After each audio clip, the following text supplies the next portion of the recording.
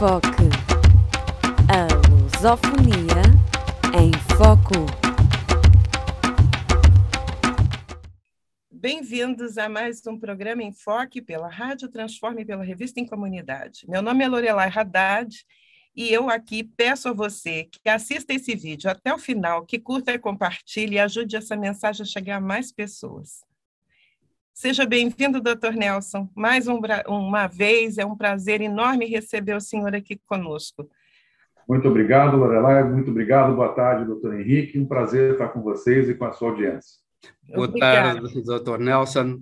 É sempre um prazer enorme, uma honra tê-lo conosco e aprendermos sempre muito consigo. Oh, e muito. E agora, doutor Nelson, eu já queria começar entrando de sola. Nós agora temos mais uma variante, a Ômicron, né? Vinda da África do Sul, e ela tem alguma característica especial, alguma especificidade que deva ser ressaltada, que a gente tem que ficar atento? Como é que é?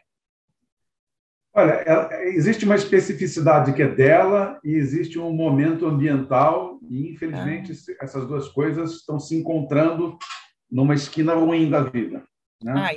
Porque é o seguinte, aparentemente, todos os dados que a gente tem até agora não nos permitem concluir que ela é uma variante mais agressiva ou menos agressiva. É uma variante do coronavírus e ponto. Do ponto de vista clínico, aparentemente, o quadro que ela produz é um quadro menos sintomático do que as primeiras versões do coronavírus, mas essa também é uma alegação complicada da gente fazer, porque ela está entrando num cenário onde, male, muita gente foi vacinado, male, muita gente já teve contato com outras versões do vírus, então ela já começa a carreira dela num ambiente que não é o mesmo do começo da pandemia. Então, fica difícil a gente avaliar o comportamento clínico dela, de fato, o que ela vem. O que a gente sabe com certeza é que, de todas as variantes até agora, ela é a mais contagiosa.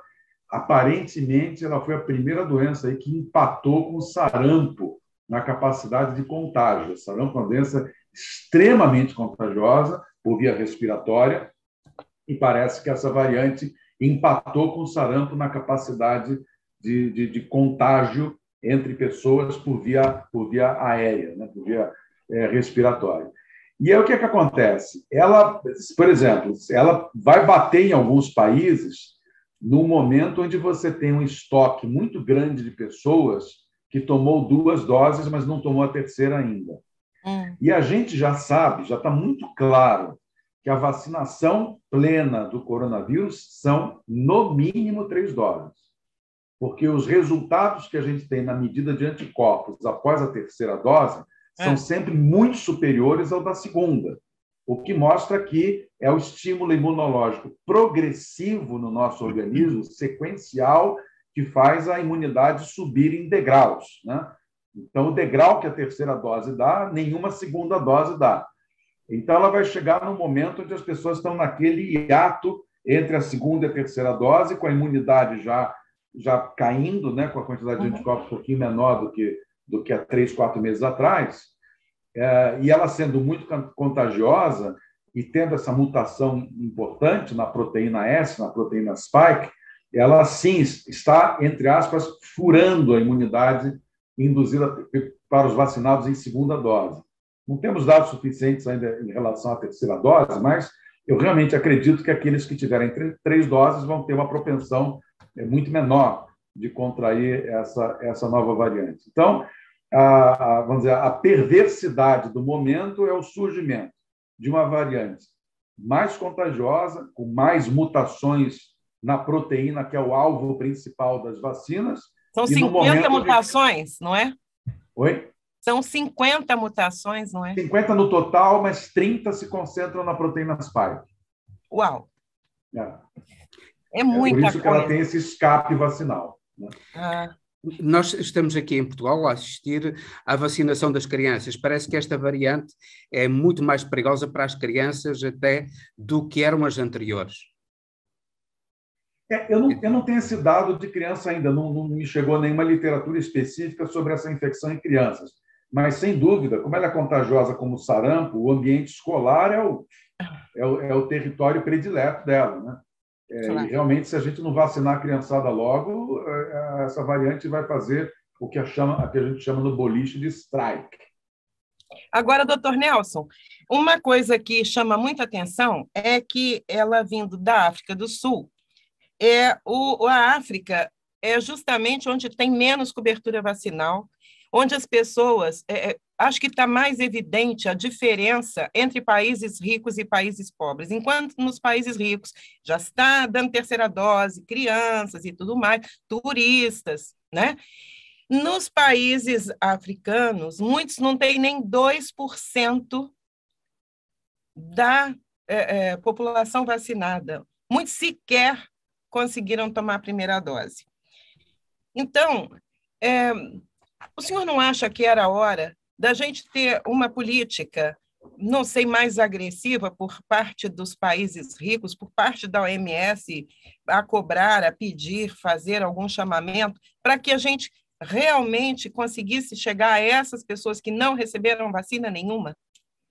Porque não vai adiantar, não é? Cada vez que a gente progride de um lado, outro grupo que não foi vacinado está ainda com o vírus bastante ativo, sofrendo mutações, que é o que o vírus vai fazer mesmo, não é? É o esperado.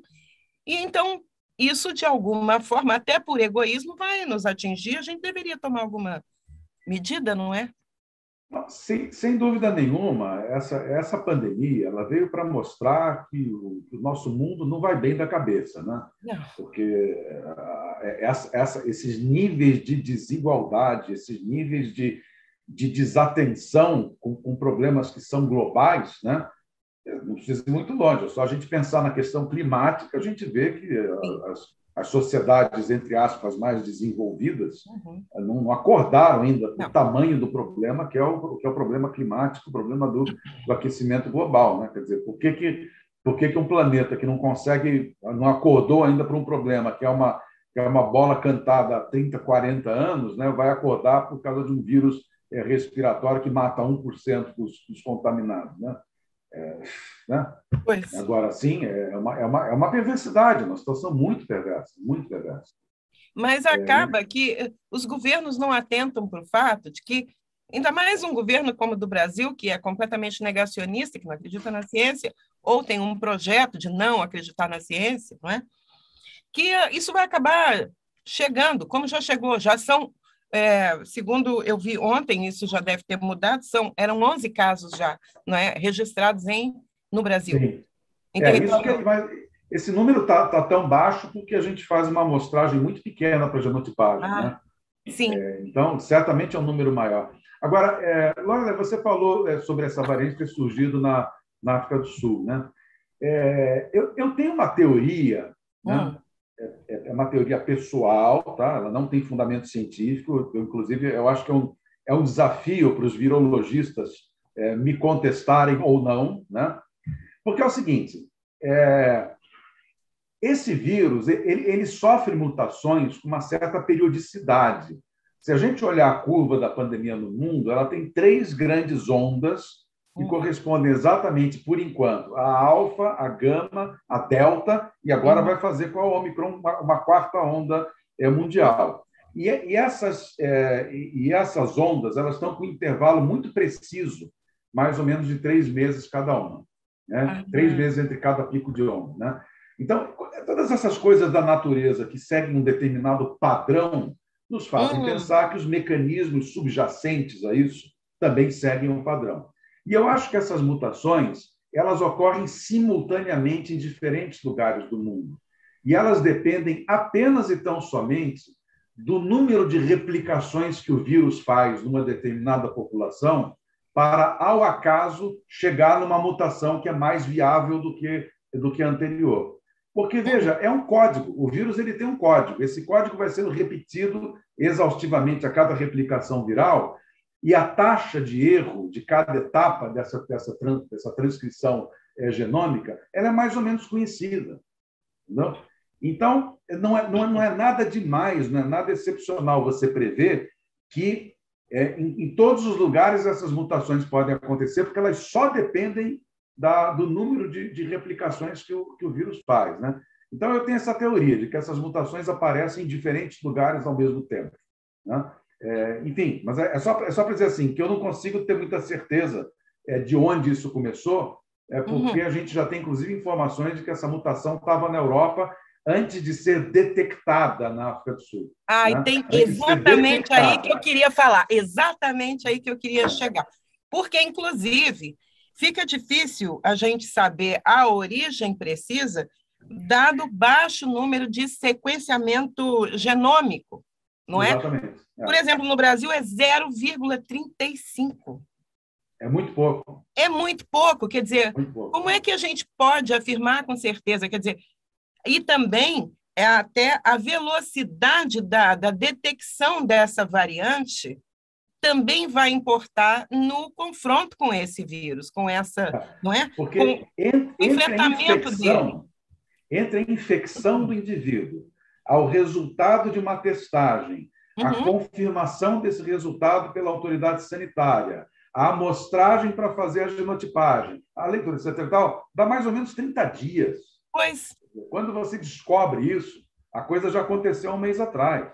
Pois é, eu fico a imaginar isso, porque foi feito, claro, um sequenciamento lá eles descobriram, mas ela pode ter escapado em outros lugares. Então, lá foi anunciado, porque lá fizeram a testagem e se descobriu, não é? Mas não quer dizer a origem precisa lá. Isso que o senhor falou é fundamental. É curioso que aqui na Europa esta variante Omicron está a ser dominante neste momento e está a ter repercussões enormes, particularmente em Inglaterra. E, curiosamente, a Europa é o continente mais vacinado e, no entanto, é o mais devastado pela pandemia. Como é que isto se explica? Mas há um outro dado que é bom. Um minutinho, doutor Nelson. Tem um outro dado importante que você não citou, que é a resistência à vacinação também é grande na Europa. A França faz movimentos. Aqui em Portugal, a gente percebe que os não vacinados são mais ou menos um grupo grande, é geralmente jovem, que resiste à imposição da vacina. Então, há também no continente europeu, eu quero acrescentar esse dado para o senhor discorrer a respeito, ainda há a resistência à vacinação, apesar de estar na Europa. Sim, mas o clima europeu será também propenso a mutações mais frequentes do próprio vírus? Não entendi. O clima europeu, com o frio particularmente agora, será mais propenso a produzir mutações do que... Olha, esse vírus ele não tem uma sazonalidade específica, não. Ele vai em qualquer temperatura. Ele gosta de praia e montanha. Ele não tem muita preferência, não. Onde tiver mais em conta, ele vai. A questão dele é só a proximidade das pessoas, né, e a viabilidade do contágio aéreo. Eu acho que a Europa sofreu de dois ou três problemas básicos, né? A vacinação foi, como eu falei, ela tem um estoque muito grande de pessoas que tomaram a segunda dose há muitos meses e não tomaram a terceira ainda. Então, para essas variantes mais contagiosas, você tem um público-alvo enorme, somado a um público-alvo mais ou menos de 40% que se recusaram a se vacinar, e na hora que chega essa variante Ômicron, numa população de 40% de não vacinados, é uma devastação, é um incêndio. Uau! É um incêndio. Agora, nós temos mais um problema, que é o Brasil agora se recusa, o governo federal brigando com as orientações da Anvisa, da OMS, né, não querendo usar o passaporte vacinal, o comprovante, né, a testagem, a quarentena, né, achando que isso está tolhendo a liberdade ou qualquer coisa. Esse é o discurso. A gente sabe muito bem que a intencionalidade é outra, né? Mas, e agora? José, o que fazer neste momento histórico que estamos? Porque o governo ainda é o que temos, não é? O que fazer? Como a população se protege? Não é só o governo, no caso do Brasil, né? Porque você tem... eu acho que o principal problema do Brasil hoje chama-se Augusto Aras. É o principal problema que nós temos. Ah, tá. Porque o presidente da República comete crimes em série, comete assassinatos em série, estimula os comportamentos mais patológicos, mais anormais e mais perversos, e o procurador da República fica reclamando que o Supremo está abrindo inquérito para investigar o presidente da República, né? Então, esse é o principal problema que nós temos hoje, chama-se Augusto Aras, né? Que eu acho que a história, espero que faça justiça a esse homem para que esses exemplos não se repitam, né? Eu não sei se Hitler teve um procurador-geral da República tão bonzinho quanto o Aras é para o Bolsonaro. Não sei se chegou a esse ponto, né? Agora, sim, o Bolsonaro ele segue a lógica de sempre, né? Ele governa com instinto de morte, ele acha que matar 400 mil idosos aposentados ainda não foi suficiente, ele precisa matar mais para fazer a reforma da Previdência dele, não precisa pagar essas aposentadorias. Ele quer matar mais tantos doentes crônicos para que eles fiquem menos dependentes do Sistema Único de Saúde, o governo gaste menos com tratamentos e remédios, assim por diante. Esse é o estilo de governo dele. E, ao mesmo tempo, ele faz essas barbaridades para manter a base dele, os 20%, 21% que ele tem hoje, a base fanática religiosa dele, fiel a ele, está prestando satisfações continuamente e tentar se garantir essa reeleição, né? Que eu acho que não vai acontecer, mas ele mantém esse público incendiado, porque é a única coisa na qual ele pode se segurar hoje em dia, é nessa base fanática mesmo, não tem mais onde se segurar. E o segundo grande problema do Brasil é o presidente da Câmara, que não abre nenhum processo de impeachment e, ao mesmo tempo, também não arquiva, né? Porque o problema dele não é só que ele não abre, ele está sentado em cima de 130 pedidos, ele não vai nem para lá nem para cá, né? Isso, o que é uma barbaridade, né? Eu entendo que isso é uma inconstitucionalidade, porque se cabe a essa autoridade da República decidir sobre determinadas coisas, ele tem que decidir. Ou vai para o arquivo ou abre o processo. Mas não, ele está sentado em cima e é o segundo maior problema que a gente tem hoje no Brasil. Nossa. Quer dizer, fora o vírus, ainda tem as pragas, né? Tem as pragas. Exato. Doutor Nelson, no nível que a gente... Bom, quais seriam as vacinas contra as fake news agora, porque isso também vai pulular, não é?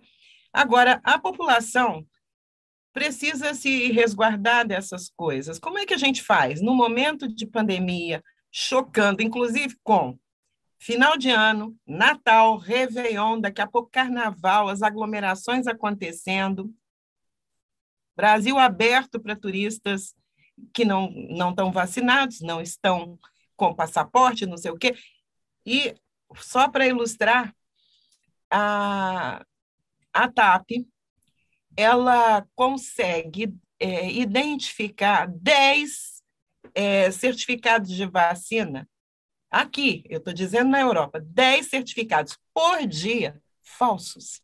Falsos. Imagina agora no Brasil que não vai estar liberado. Não vai ter como fazer essa conferência. Então, né? Exatamente, nesse momento de fake news, de tudo isso, como é que a população se salva? Como é que a gente faz? Olha, eu acho que a população brasileira, na sua maioria, já entendeu o que é a pandemia, o que é o coronavírus e, principalmente, entendeu o que é a vacina. A adesão à vacina no Brasil é uma das mais altas do mundo, felizmente. Né? Ainda bem que a nossa história sanitária teve um efeito na memória do brasileiro médio e o brasileiro entendeu que isso é importante, é eficaz e que a ciência está aí para nos ajudar. Na questão do comportamento das pessoas agora, nas grandes festas, né, a minha grande preocupação é o carnaval. Né? Porque eu acho que as aglomerações das grandes festas as principais capitais já suspenderam os réveillons de rua, ótimo que fizeram isso, quer dizer, se houver aglomerações vão ser em ambientes mais familiares, espero que as pessoas tenham juízo de não fazer aglomeração de não vacinados, né?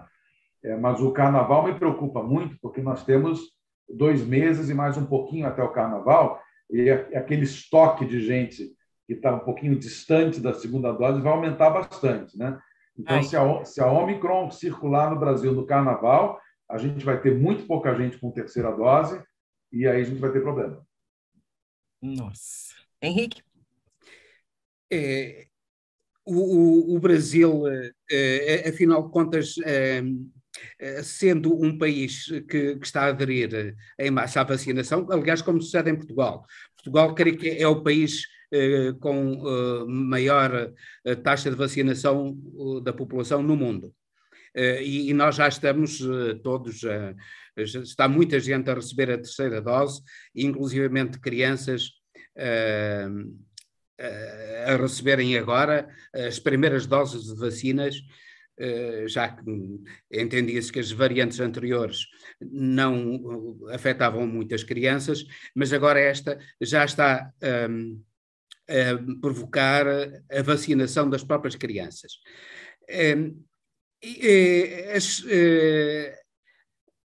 Determinado preconceito religioso, nomeadamente dos grupos neopentecostais,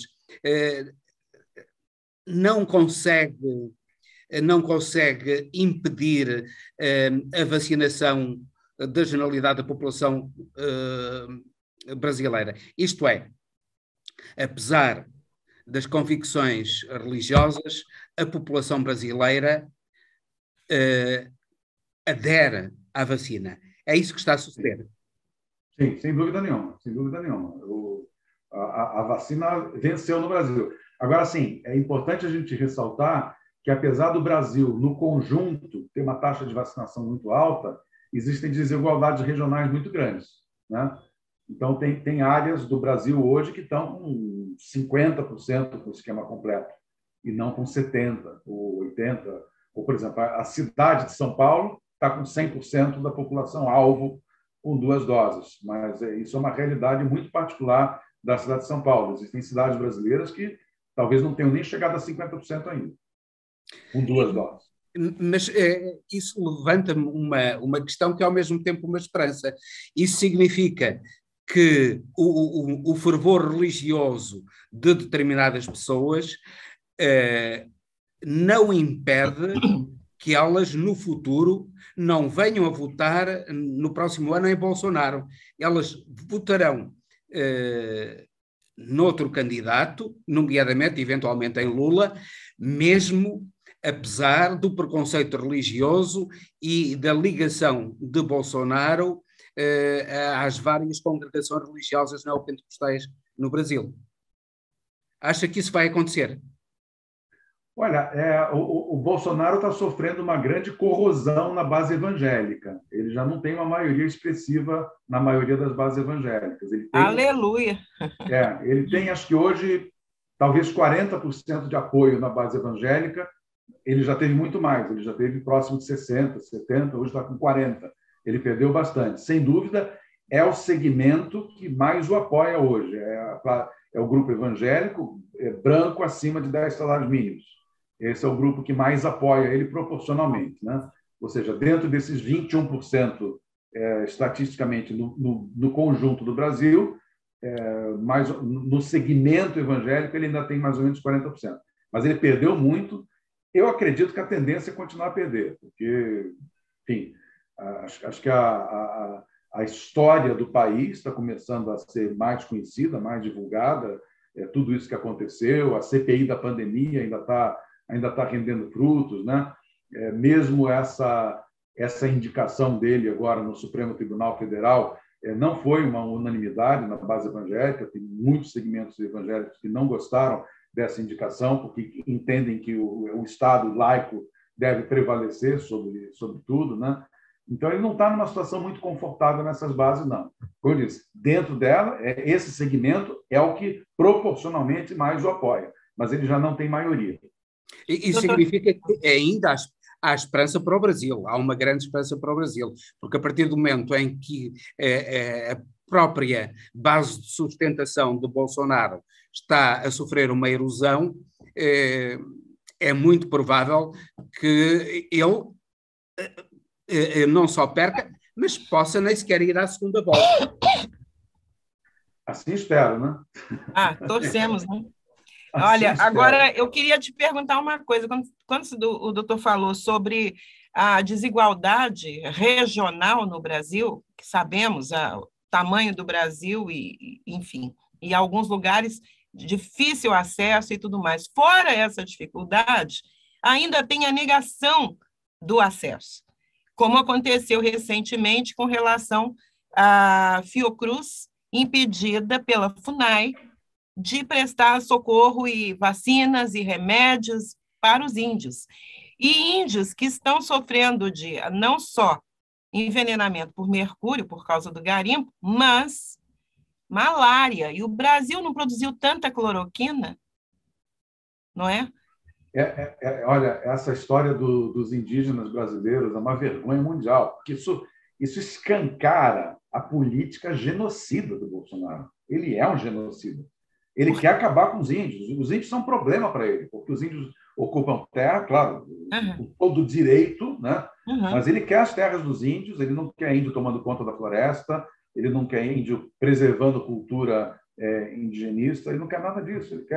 Ele quer realmente a morte dessa gente, e a política de governo dele em relação aos indígenas é claríssima, não deixa nenhuma sombra de dúvida sobre quais são as reais intenções dele. Agora, a fala do ministro da Saúde. Melhor morrer do que perder a liberdade. Aliás, fizeram memes na internet, né, com lápides, morri, mas não perdi a liberdade, né? Já virou piada. Como é possível o ministro da Saúde, a quem o governo deveria confiar o tratamento da população, especialmente no momento de pandemia, um momento que é sensível mundialmente, como é que pode uma coisa dessa? Agora, há movimentos dos estados, é possível que os estados, os seus representantes da saúde estejam em dissonância com isso e possam cuidar melhor? Como é que se faz diante de um quadro desse? Eu acho que até já fizeram, né? Porque, assim, bem lá no começo, o Supremo Tribunal Federal deixou claro, aliás, não é o Supremo Tribunal que deixou claro, a lei era muito clara sobre a estrutura descentralizada do Sistema Único de Saúde e da autonomia, eventualmente municipal, eventualmente estadual, para toda e qualquer atitude. O Supremo só teve que bater o martelo e falar, olha, a lei está valendo, né? Ninguém apagou a lei, né? Então, isso, de certa forma, aconteceu lá atrás, já desde o ano passado, quanto à autoridade sanitária de municípios, estados, seus respectivos secretários de saúde, e eu acho que isso vai continuar a acontecer, e o Bolsonaro vai continuar o tempo todo a dizer que o Supremo Tribunal Federal não deixou ele cuidar da pandemia. Ele nunca vai desistir desse discurso, porque ele continua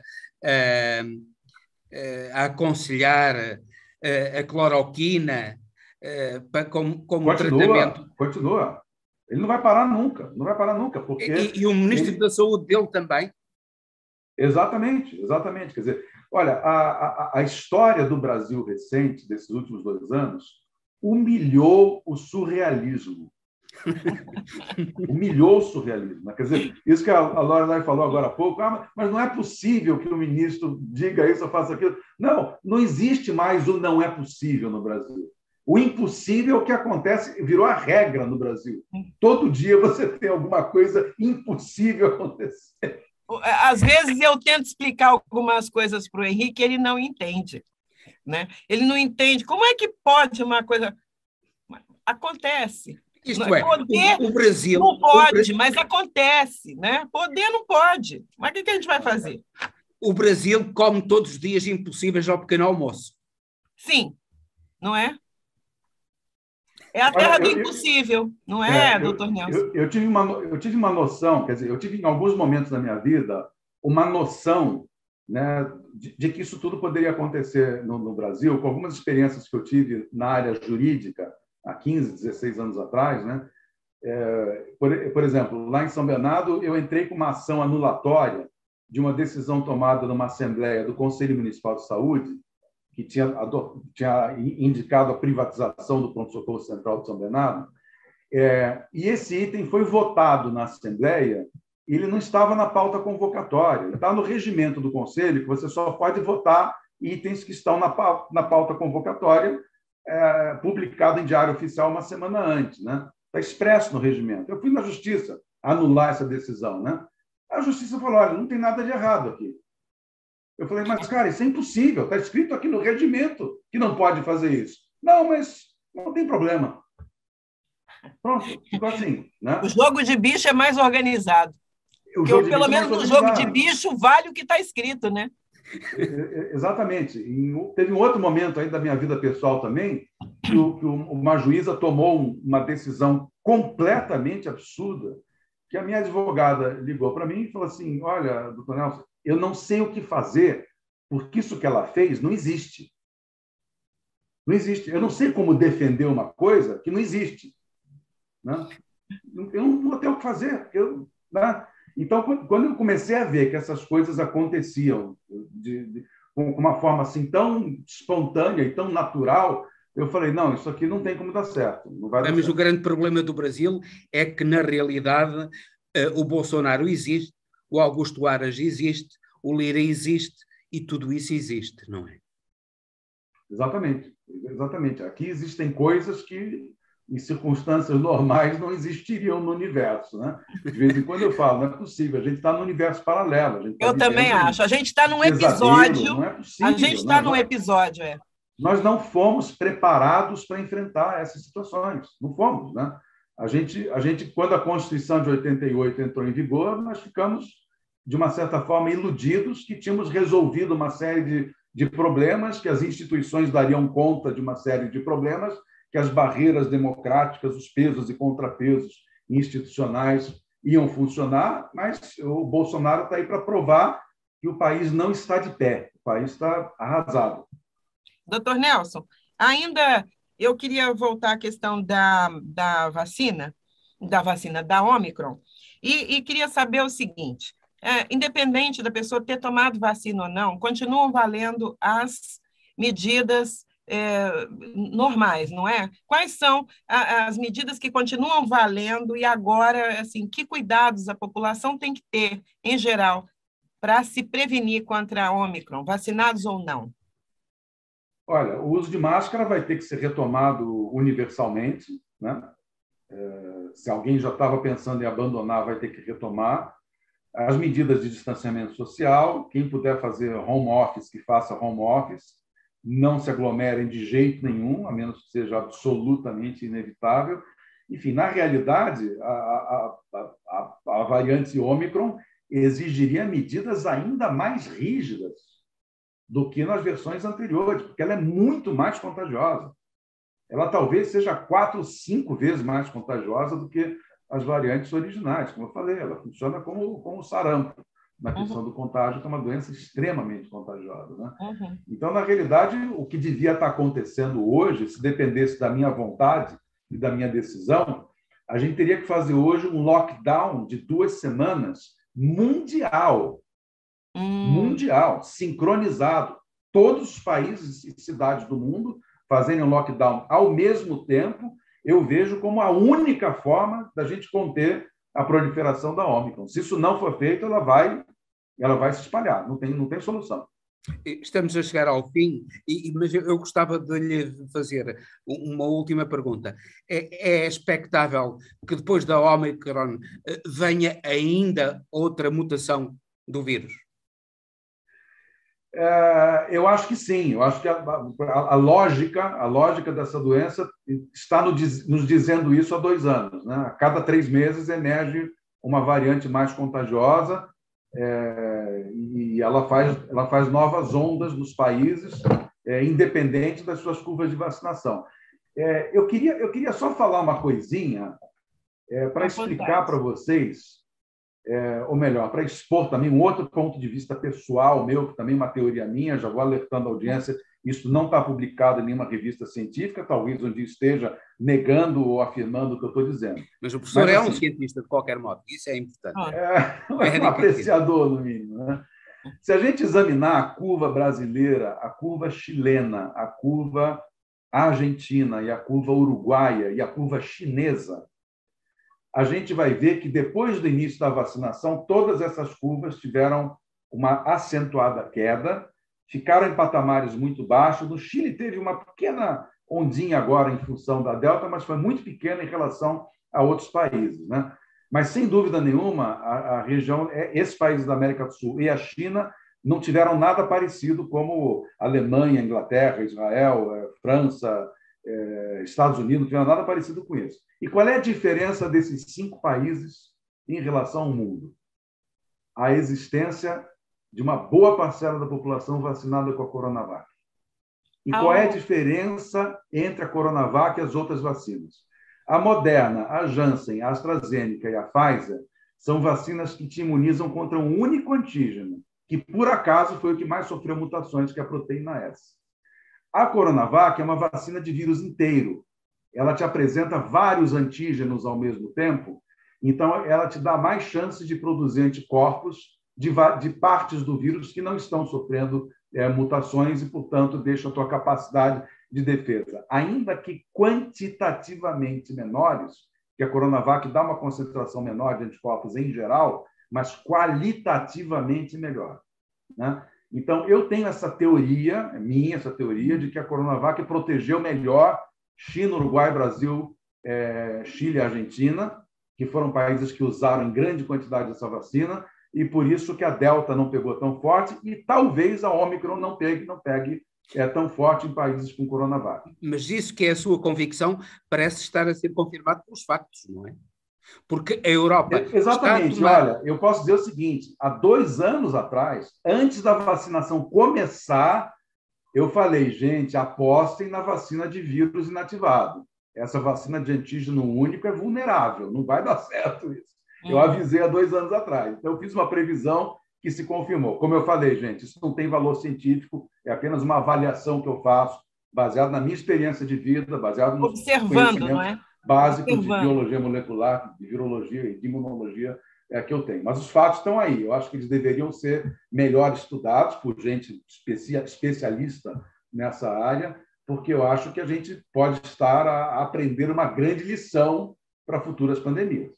Mas a Coronavac é chinesa e portanto, quer os Estados Unidos da América, quer a Europa, estão numa guerra não só ideológica, mas uma guerra comercial contra a China e, portanto, não é de esperar que quer a Europa, quer os Estados Unidos passem a utilizar a Coronavac. Exatamente, isto porque tem uma questão política muito forte. A política também comanda muito a saúde mundial. É por isso que eu tenho aquele boletim semanal que eu faço toda sexta-feira às 3h, ele se chama Coronavírus e Política, uma infecção cruzada, né? Que realmente a gente nunca viu a política interferir tanto em questões de saúde pública nacional e mundial como dessa vez. Realmente a coisa chegou num nível de interferência inaceitável. Bem, diz se tens mais alguma pergunta, já vamos adiantados, já estamos a tomar muito tempo. Sim, eu sei que o Dr. Nelson tem que atender, né? Então, Dr. Nelson, então vamos fazer assim, vamos fechar com as suas últimas recomendações? Ok. Bom, evidentemente, a todas e todos, a pandemia não acabou. Nós estamos num momento delicado, onde apareceu uma variante muito mais contagiosa do que as anteriores. Existe muita gente vulnerável no mundo inteiro. Quem tomou 3 vacinas pode respirar um pouco mais tranquilo, mas a gente deve manter todos os comportamentos e cuidados nesse momento para evitar o espalhamento da variante Ômicron, enquanto a gente não tem pelo menos a 3ª dose de qualquer vacina.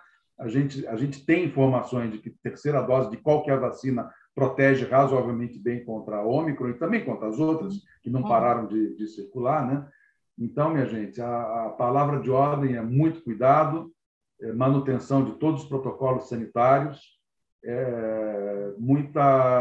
acho que todos nós, cada cidadão de cada país, deve aprender com a experiência dessa pandemia o quanto é importante o engajamento político, o quanto é importante o exercício da cidadania, o quanto é importante a gente cuidar dos nossos sistemas educacionais para que a gente não tenha no futuro tanta gente vulnerável à propagação de fake news e de fofocas e de conhecimentos sem valor científico, né? Eu acho que essa pandemia mostrou muito que muitas coisas falharam nos sistemas educacionais do mundo inteiro,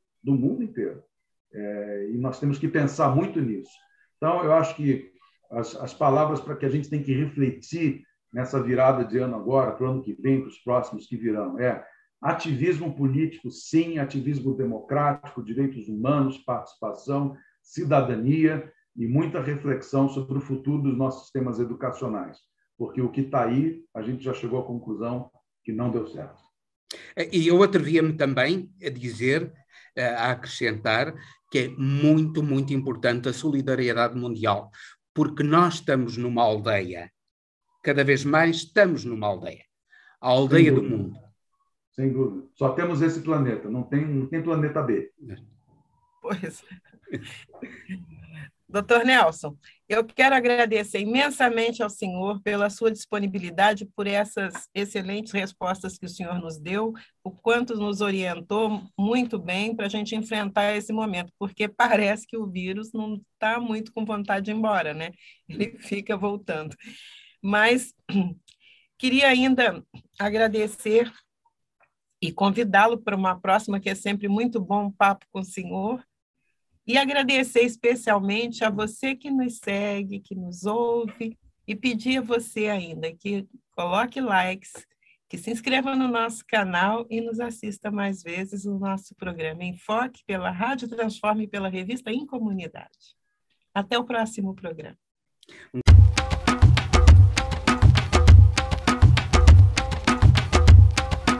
Enfoque.